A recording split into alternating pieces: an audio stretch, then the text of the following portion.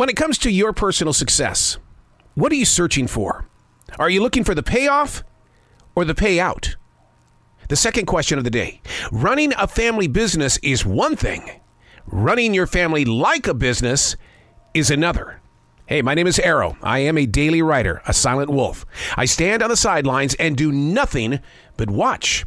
I listen, I study, and then we get to activate. I call it the daily mess, a chronological walk through an everyday world. Yes, it's my morning writing. As a receiver of thoughts and ideas, we as people tend to throw it to the side because we're going to deal with it later. When a subject arrives inside of me, I know it's time to dig in. It's still keeping that daily journal, but doing the research clears the picture up. This is the daily mess. Observation 29. When what we expect has no payoff. My deeper question is, what do you personally see as being the payoff? The definition of payoff is a good result. The advantage or benefit that is gained from doing something. So many people get a payoff mixed up with a payout. And to me, that's where the indifference begins. I've put 44 years into the broadcast industry. What's the payoff versus what was the payout? That's a real question.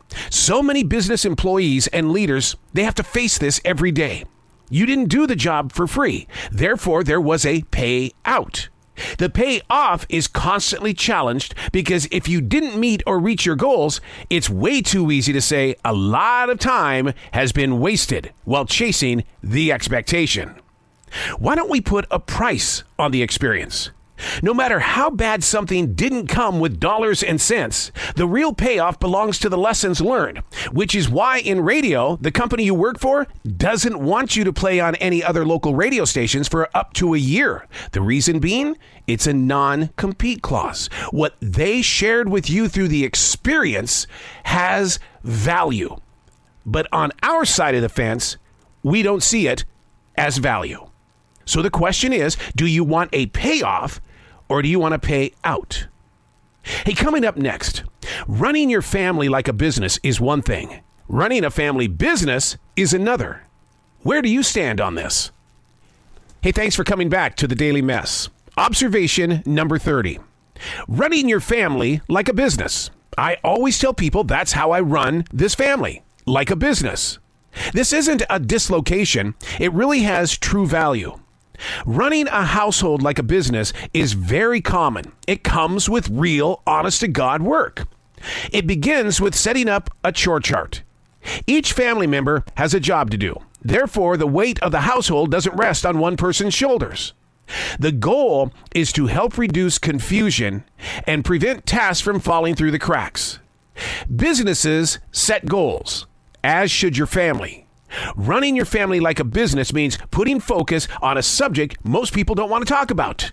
Money. Love it or you hate it. Family income needs love and a lot of attention.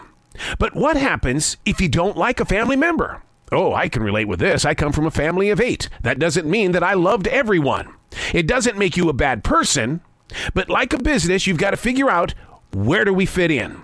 And just like a business, the one that's not loved as much does not sit in the chair where decisions are made.